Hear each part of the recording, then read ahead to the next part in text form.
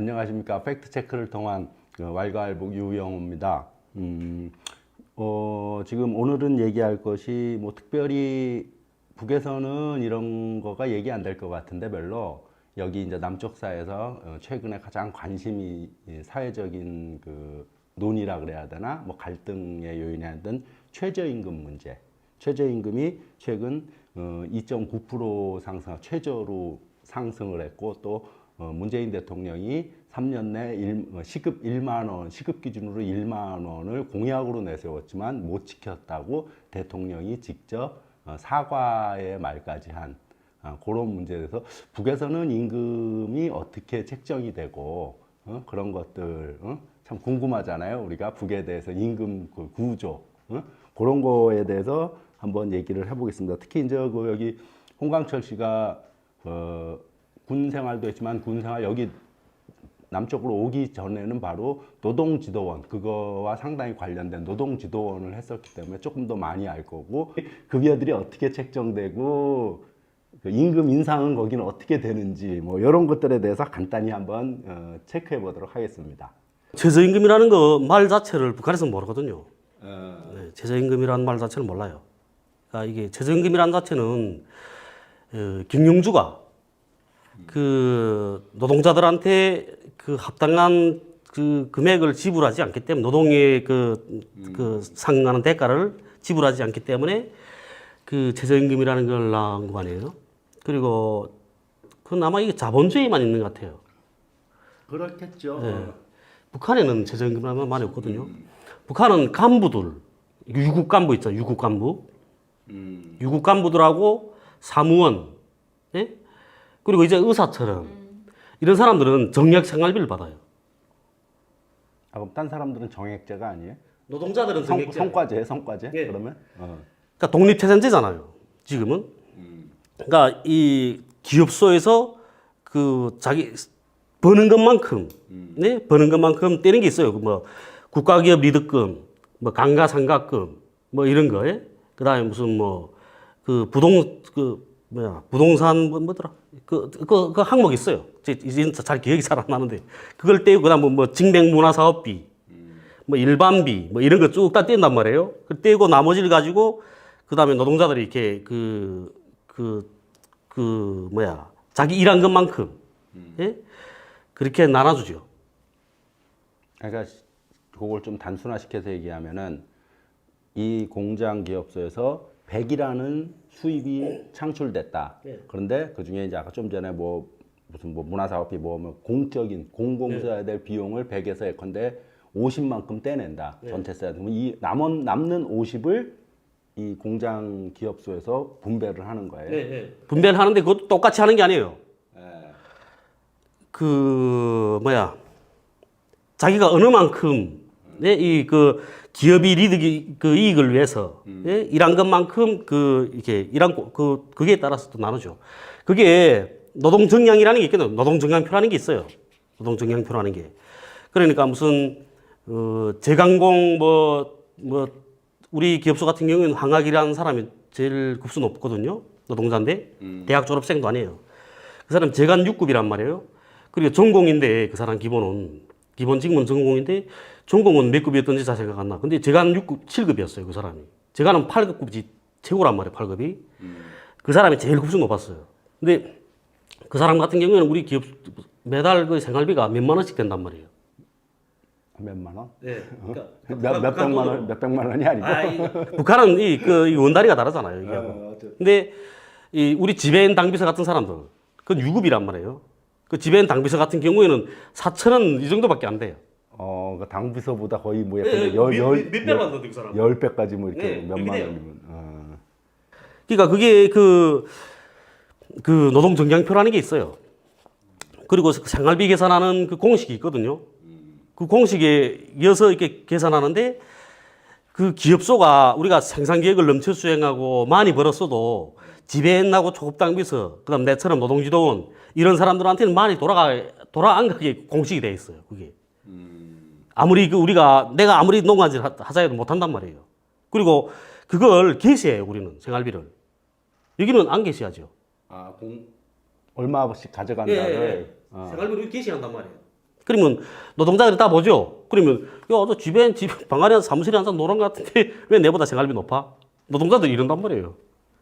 못 그래요. 그리고 내 자체가 그 내가 이 생활비 계산 나간단 말이에요. 노동지돈이 생활비 계산을 내가 하는데 내가 생활비 계산을 한다 해서 우리 사무실 사람들 생활비를 높여주고 싶긴 하잖아요. 내가 예? 같이 계속 앉아서 사무실 맞대고 앉아서 일하고 있는데 그렇다고 해서 그 사람들 생활비 높여주게 되면 내 욕먹는다 사람들한테. 다 게시가 된다. 예, 게시가 되기 때문에 안 돼요. 아, 그러니까 최저임금 자체에 말이 없으니까 여기 와서 그러니까 뭐라고 어떻게 내 이해시켰으면 좋을지 잘 모르겠더라고 나는. 이제 북에는 이제 강철 씨 말 맞다나 최저임금 이게 뭔 말인지 정말 누구도 모를 거예요. 그러니까 월급이라는 개념이 없고 임금 뭐 이런 게 생활비라고 되어 있죠. 그래서 생활비라는 건 자기가 생활에서 필요한 것, 국가에서 보장해 주는 것 외에 빈 구석을 그러니까 생활에서 필요한 것을 시장에 나가서 뭔가 채워라 이런 의미로 생활비를 주는데 제가 민주노총의 어느 단체에서 강연하는 걸 한번 들었던 적이 있어요.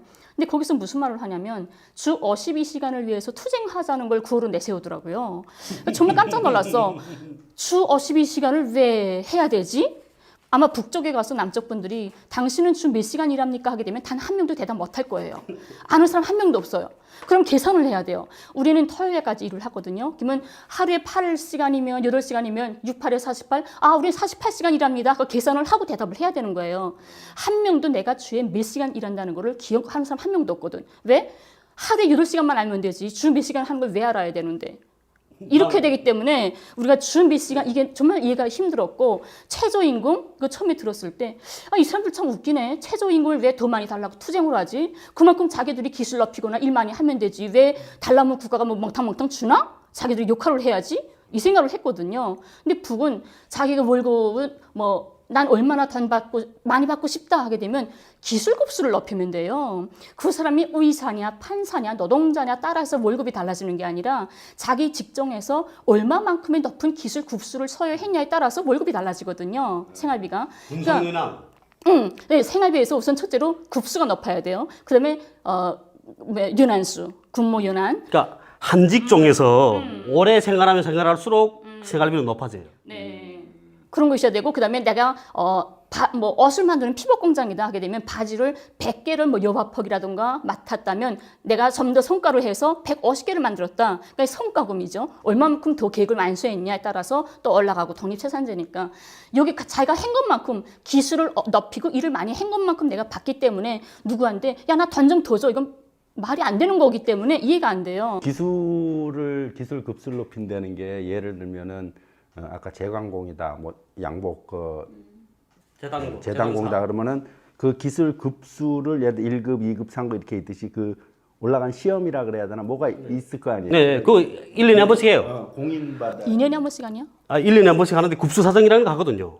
그래서 이 사람의 기술이 이 정도다. 수시험 쳐야 되고. 근데 난 그 재본공은 모르겠어요. 근데 우리 공장은 뭐 전공, 그다음 재간공, 그다음에 뭐 마감기 운전공 뭐 이런 사람들이 있단 말이에요. 그러니까 그런 사람 우리는 1년에 한 번씩 했어요. 그리고 그 급수 사정을 한단 말이에요. 6개월에 한 번씩. 급수 사정은. 근데 급수 시험 치는 게 직장에 나가면 누구나 다 무급이잖아요. 급수가 없다는 소리죠. 처음에 직장 배치 받았을 때 무급이기 때문에 핫질 월급을 받는 거예요. 생활비를. 그랬다가 우리는 2년에 한 번씩 급수 국가 기술 시험을 칠 수 있는 자격을 줘요. 시험 쳐서 합격되면 제가 7급을 받아요. 급수에서 제일 껌마리 급수예요. 껌마리 급수고 그다음에 또 2년 있다 시험 쳐서 합격되면 6급, 7급 올라가겠죠. 1급이 제일 높은데 1급 돼서 고3, 고2, 고1까지가 제일 높아요. 그래서 쟤는 월급을 얼마나 받을까 궁금하면 넌 뭐 하는 사람이야? 물어보는 것보다 넌 몇 급이야? 물어보는 게 더 쉬워요. 그러면 난 3급 하면 오 괜찮네. 7급 하면 아이고 쪼잔하네. 이렇게 생각되는 거죠. 이 사람이 어떤 직종에 있건 간에 급수가 높으면 여기서는 예컨대 의사다, 뭐 변호사다, 판검사다 이러면 높게 평가받는 구조가 아니다. 이렇게 생각하면 될 것 같아요. 우리가 공무원들 경찰 공무원과 구청 공무원, 시청 공무원이 다 따로 있어요. 근데 그 사람한테 당신은 구청 공무원입니까? 경찰서 공무원입니까?에 따라서 월급이 달라지는 거 아니잖아요. 몇 급인가에 따라서 달라지는 거잖아요. 그거나 북이 같아요. 무슨 일을 하는가가 아니라 몇 급이냐에 따라서 월급이 공무원 사회라고 보면 될 것 같아요. 여기 그럼 연희 씨 남편이 힘든 건 좀 묻지 마세요. 의사라 그래서 많이 받는 건 아니다. 남편이 또보다 조금 받죠. 의사는 조금 받아요. 의사와 견이 제일 작아요. 정력 생활비, 정력 생활비. 그럼 급수 없어? 국수 있죠. 있는데 근데 모르겠는데. 정종 국수에서 조금 차이 나기 때문에 국수 있어요. 그것도 N 일반 겨원과 뭐 국수 있는 겨원하고 똑같으면 안 되죠. 누가 일 안 하죠. 그래서 보게 되면 사회적으로 의사와 겨원이 제일 국수가 낮은 것 같아요. 그러니까 사무실 일하는 사람들. 교원도 있잖아요. 교원은 그러니까 우리 일반 사무실에 일하는 사무원들보다 교원하고 의사는 높아요. 근데 교수도. 북에도 특권을 누리는 층이 있어요. 계층이. 그래서 첫 번째 특권층이 이제 항일 운동가의 4대 자손, 4대 자식들이 첫 번째고 두 번째는 군사복무하다가 부상당해서 제대된 용해군인들이 두 번째 특권을 바르거든요. 근데 그 사람들은 정신적으로도 그렇지만 물질적인 특권을 받아요. 아파트가 건설됐다 하게 되면 제일 처음으로 입주해야 될 사람들이 이 특권층들이 먼저 가야 되고 항일운동가들, 국가유공자들, 4대 자손까지. 두 번째가 이 아파트 건설하기 전에 철거민들. 한 명도 빠짐없이 무조건 다 들어가야 돼요. 철거민들이 다 들어가야 무조건 돼? 다 들어가야 되거든요. 근데 세 번째가 일반 사람들이 들어가는데 일반 사람들 중에 그 아파트 건설에 동원됐던 건설자가 제일 먼저 들어가야 돼요. 이게 돼 있고 의사와 겨원은 절대 국가로부터 물질적으로 뭐 일전 하나, 쌀 하나 더 안 져요. 하지만 사회적인 우대와 존경과 명예를 가져요. 우선계층이라고 대체로 볼 수 있는데 예를 들어서 억류관이다 하게 되면 억류관국수 맛있잖아요. 우리가 매일과 같이 100m씩 줄 서 있어요. 그래서 평양 사람들한테 억류관국수 왜 맛있어? 하게 되면 너무 오래 기다렸다 먹으니까 맛있지. 배고픈데 왜 맛이 없겠어? 이 말을 해요. 근데 그렇게 그 한 그릇 먹겠다고 한두 시간씩 줄 서 있는데 그때 의사나 겨원이 전 겨원입니다 하게 되면 줄 안 서고 일본으로 들어가게 돼 있어요. 이런 게 바로 사회적인 우대요. 교원, 영예군인, 전쟁 노병, 그다음에 뭐 교수, 박사 뭐 이런 거 따로 있거든요, 식탁이. 그래서 그런 게 바로 사회적인 우대 속에 산다는 거죠. 돈으로 뭐 더 월급을 더 받는 게 아니라 사회적인 존경 뭐 이런 걸로써 보상을 한다. 그리고 이 교원들 자체는 있잖아요. 교원들 속에서도 제일 교원들 속에도 그 생활비 제일 높은 사람들이 있단 말이에요. 그 사람들은 어떤 사람들이냐면 이거 그 유치원 교양원, 네? 그다음에 타가소 보육원 이런 사람들이 생활비가 제일 높아요. 교원 쪽에서도 교수부터 시작해서 쫙 교육자다 하게 되면 네? 교수부터 시작해서 마지막 보육원까지 있잖아요. 그러니까 타가선 보육원, 그다음 교양원, 인민학교 교원, 중학교 교원, 대학 교수 이렇게 된단 말이에요. 그게 쭉 하게 되면 제일 높은 게 이게 그 애들 보는 사람들이 보육원, 유치원, 네, 제일 높아요. 어린아이들. 네, 그건 처음 온 애들 얼마나 그 스트레스 받기 힘들어요. 그리고 이 큰 사람, 뭐 교수 같은 거는 다 철이 든 애들을 가르치고 있단 말이에요. 예? 그러니까 그 쉬운 거지. 그게 제일 높아요, 또. 그래도 이게 아까도 그 말씀했는데, 저희 한국에 와서 이게 무슨 52시간 뭐 노동시간 쟁취 이렇게 말하잖아요. 나는 처음에 있잖아요. 나도 그 북한 사람들이 일 더 많이 하는 줄 알았거든요, 나는. 얼마 전 거짓말 했나 그렇게 생각했어요. 우리는 토요일까지 일한단 말이에요. 근데 이게 금요일까지 일하잖아요. 그러니까 나는, 이 5일 일하니까 시간 더 짧네. 나는 40시간 일하는, 그러니까 획득한 거예요. 내가 머리가 피뜨겠죠. 그러니까 토요일까지 일하니까 더 길다고 나는 생각했단 말이에요. 토요일은 짧게 하잖아요. 그 다음에 52시간, 그래서 이렇게 말하니까 내가, 그 다음에 곰곰이 최근에 내가 그 생각 해봤거든요. 그래서 생각해보니까, 야, 이거 우리 48시간 일했네.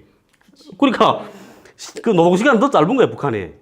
일한 게. 근데 우리 48시간 노동시간, 그러니까 하루 8시간 노동시간, 예? 480분 노동시간을 지키자고 계속 말한단 말이에요. 노동지도는 내가 그걸 사람들한테 통지하고 그냥 말하잖아요. 예? 480분 노동시간 지키라고. 근데 안 지켜요. 또. 어찌는지 알아, 북한 사람도. 아침에 출근하죠. 8시까지 출근한단 말이에요. 8시 출근해서, 그 다음에 청소하고, 그 다음에 뭐 독보하고, 그 다음 또 조회해요, 아침에. 예? 조회 떡 끝나. 그렇게 하면 한 30분 들은단 말이에요. 8시 반 됐잖아요. 그럼 이제 작업하러 나가야지. 그 다음 난 돌아다니 공장 돌면서, 휴게실마다 돌면서, 야, 빨리 일하러 나가야지. 그렇게 하면, 예, 그 다음 준비하는 거예요. 작업 준비를. 작업 준비 또 한 30분 걸려요. 옷 갈아입고, 작업복 갈아입고, 또 뭐 공구 꺼내고 뭐 이렇게 하느라면. 그럼 한 9시부터 일 시작한단 말이에요. 그러면 1시간에 한 번씩 쉬잖아요. 10분씩. 쉰단 말이에요. 다 10분 다 쫙 쉬어 그냥? 네, 쉬어요. 쉬죠. 학교 수업하고 잠깐 쉬는 거랑 똑같이 쉬어. 근데 쉬는데 야 쉬자 이렇게 하면 담배 피우고 그다음에 그러다 나면 그다음에 또 어떤 일이 나오냐면 그다음에 야, 그 누기 노래 하나 좀 한마디 좀 해라. 딱 그러지. 누기 한마디 노래 좀 해라. 딱 이렇게 하면 누기 하나 노래하는 거 시작하는 거요. 그러니까 노래 한 곡 좀 하면 한 5분 된단 말이에요. 그러면 한 해 노래 불렀잖아. 이렇게 하면 야, 옆에 있다가 야, 니도 좀 해라. 딱 그래. 그래, 노래 부르기 시작하면 한 15분, 20분밖에 늘어나는 거야. 그렇게 하면. 근데 그 한창 노래 부르고 춤추고 놀고 하는데 그 애들이 내가 가서 일하라고 말 못 한단 말이에요. 그럴 때는. 그러면 내 딱 끼어들죠. 야, 내 한마디 할까? 딱 해서 내 한마디 하고, 야, 시작하자, 이제 딱. 그러면 애들이 또 저런다. 일을 엄청 건달같이 일을 했네. 우리도 노동시간 잘 안 지키는 사람들이 있어요. 이렇게 우리 모두가 8시간 노동제잖아요. 근데 6시간 노동제인 부류가 두 부류가 있어요. 근데 우선 타가서 아기를 가진 엄마는 6시간 노동제예요. 근데 2시간에 한 번씩 30분 동안 타가서에 가서 애와 놀아주라는 시간이 노동법에 규정이 돼 있어요. 근데 모든 회사, 공장, 기업소에는 필수적으로 타가서 유치원이 다 마련되어 있거든요. 근데 30분 동안 가서 애가 놀아주라고 했는데 애 끼고 자다 나니까 45분, 50분 자버리는 거야. 근데 우리가 일주일에 한 번씩 생활청 하잖아요. 토요일 날마다 30분 동안 생활청 할 때 일주일마다 할때면 할 게 없어요. 솔직히. 한 몇 개 해놓고 또 돌아가면서 또 한 번 하고 또 돌아가면서 한 번 하고 계속 하거든요. 애따 잘됐다 구실 잡은 거 가지고 저 이번에 타가서에 갔다가 또 시간 늦어가지고 10분 늦었다고 다음부터는 꼭 고치겠습니다. 근데 절대 안 고쳐요. 다음에 또 늦어요. 그래, 생활청 하는 게 그런 이야기 있거든요, 북한에서. 처음에 교수님 말씀 먼저 인정해야 돼요, 생활청은. 그 다음에 주간 나타난 결함, 그 다음에 그 표현, 그 다음에 결함이 후가, 대책, 이런 그 순서로 생활청을 한단 말이에요.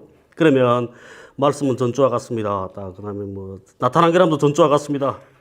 시정하고 반복하겠습니다. 그 애들이 그 농담 소리를 하는 거죠. 근데 저는 남쪽에 가서 저도 회사 다녀봤어요. 영천에 재활용 회사 다녀봤는데 와 그때 생각했던 건 뭐냐면 내가 여기처럼 북에 있을 때 여기만큼 일을 했으면 아마 이중 노력 영웅 탔을 거다. 나 지금도 그렇게. 너무 빡시게 일해가지고 북쪽 사람들 한번 남쪽에 오면 멋백이 나올 것 같아. 다 노령 영웅 되는 거예요? 우리 제가 네, 있잖아요. 저 낙동강 2인조 강간 살인 사건에 박준영 변호사, 재심 전문 변호사잖아요. 그 박준영 변호사하고 내가 그 박준영 변호사 도와서 계속 그 재심 내 도왔단 말이에요. 요 며칠 전까지도 또 했어요. 근데 그 대통령 선거 하기 전인데 그때는 한 3개월 정도 그때는 하루에 한 4시간 그 정도밖에 못 잤어요. 그렇게 하고 밤팸이 일했단 말이에요. 근데 그때 그랬거든요, 박 변호사 보고. 이거는 완전히 노예 수준이라고. 이거 노비도 옛날에 이러지 않았겠다고. 응? 내 이렇게 일했으면, 북한에서 이렇게 일했으면 내 영웅이 된지도 12배라고. 내 북한에 있을 때 왜 이렇게 일을 안 했는지 모르겠다고. 그랬어요, 내가. 예. 진짜 그러니까 이게 어쨌든 변호사 돕는 일이 내 마음에서 우러나서 내 돕기는 돕지만, 예? 그렇게 정말 여기 사람들은 그 치열하게 정말 이렇게 일하고 그러잖아요. 근데 이게 내 하도 남의 일 도왔으니까 내가 그렇게 하는 거지. 근데 그거는 우리가 저도 아침 8시부터 시작해서 저는 8시 어떤 땐 12시에 일 끝날 때 있고 제일 마지막 늦게 끝날 때가 새벽 2시까지 일했던 적이 있어요.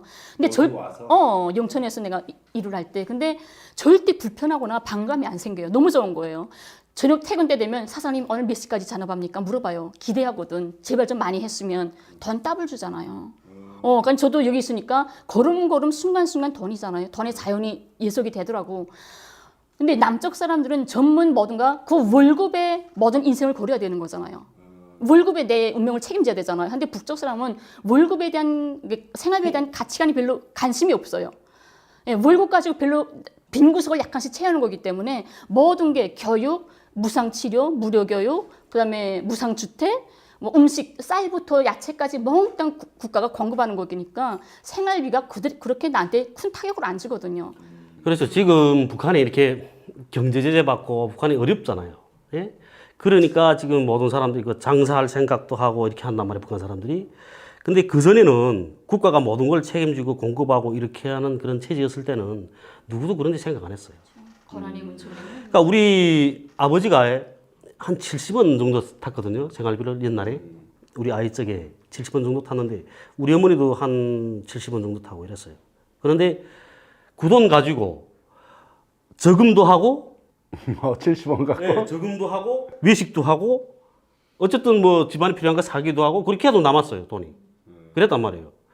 그렇게 하고도 우리 아버지는 좀 이렇게 좀 살아가는데 이렇게 너무 이렇게 그러니까 가정생활에 너무 이렇게 이 감참하는 그러니까 그런 사람이었거든요. 가정적인 그런 남자였어요. 그래서 우리 아버지 같은 경우에는 그렇게 돈을 모아서는 우리는 TV도 사고 그다음엔 라디오 전축도 사고 뭐 이랬단 말이에요. 우리 아버지는. 네? 그 돈에서도.